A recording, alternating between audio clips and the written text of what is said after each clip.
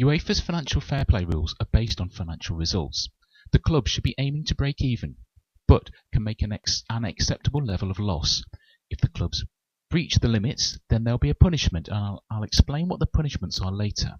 The fair play rules are based on monitoring periods. The first monitoring period, shown here in yellow, is already upon us. It's a 2-year monitoring period, covering the 2011-12, 2012-13 season. All the other monitoring periods are 3 years. Over these 2 years, the club is permitted to make a maximum permitted deficit, that's a loss, of €45 million, which is about £36 million. The next monitoring period covers the same 2 seasons, 2011-12, 2012-13, plus the 2013-14 season. So it's the 3-year period, but the limits are the same as they were for the first monitoring period, €45 million. At the end of the season, the club produces its annual accounts. They're produced sometime after the season ends. If you want to take part in the European UEFA competitions, you need to apply for a licence and also submit your financial fair play information, proving that you've made an acceptable level of loss and complied with the financial fair play requirements. If you do, then you'll be permitted to take part in the competitions. Here, as we can see, in the first monitoring period, 2011-12, 2012-13, the first UEFA season that would be affected is the 2014 season, so it's this one here. So in effect, if you break the limits in the yellow monitoring period, there's kind of a year's gap before you actually have a punishment applied, which could possibly be a ban. Clubs can only go up to this maximum permitted deficit, the €45 million in this case, if the owner is prepared to inject equity into the club. So that's basically putting their hands in their pockets and paying the money into the club. Basically, they could be saying goodbye to that money. If the owner doesn't want to put any equity into the club or isn't able to, then the limit is shown here. It's just €5 million. That's about £4 million. So although it says 45 million here as the max permitted deficit, that could be as low as €5 million if the owner doesn't want to put the equity in. It's also worth pointing out that the limit, the permitted deficit, drops to €30 million for the third monitoring period. Well, that equates to around £24 million or £8 million a season on average. So from the 2012-2013 season, which is involved in 3 monitoring periods overlapping, you need to be down to £8 million loss. But it's not quite as bad as it might first look, because there's a few key UEFA exclusions, and I'll cover the first one here. It's marked here as a wage exclusion. If a club has players who were signed on contracts before the 1st of June 2010, they don't count towards the financial fair play tests. It's like they're free.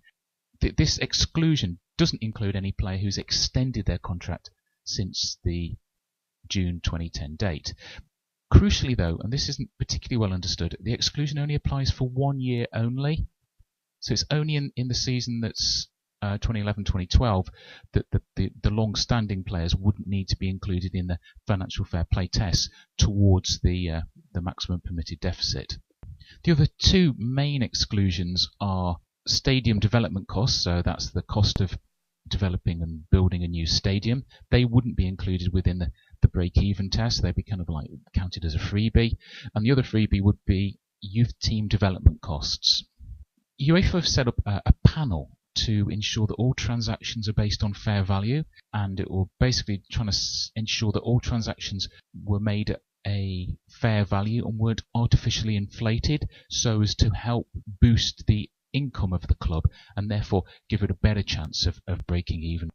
One thing I want to explain is the way that players' contracts have to be treated under the rules. If the club buys a player for, say, £20 million on a 4-year contract, they have to write down or amortise that player at a rate of £5 million a year. So what that means is, although they may have paid £20 million up front for the player, in terms of the accounts and the amount that has to be tested against their break-even position, for each year it will only be £5 million for each of those 4 years. Okay, so what are the sanctions if you overspend? Well, there's 8 of them. These have all now been agreed by UEFA, so there's a reprimand, a warning that could happen.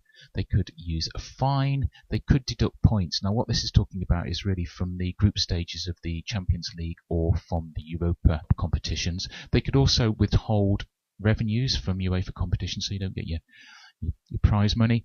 They could prohibit registration of new players in UEFA competitions. So although the club could have signed a player, they could say actually that player is not allowed to take part in the competition. They could restrict the number of players that a club can register in the competitions. They could also disqualify a club from competition in progress. I personally think that's a bit unlikely, but they could do. And the final one, of course, is exclusion from future competitions, in effect banning the club from the European competitions, and this is the most severe sanction. Well, I hope that's been a really useful brief introduction to the financial fair play rules. If you want to know any more about FFP, then go to the website financialfairplay.co.uk. Thank you.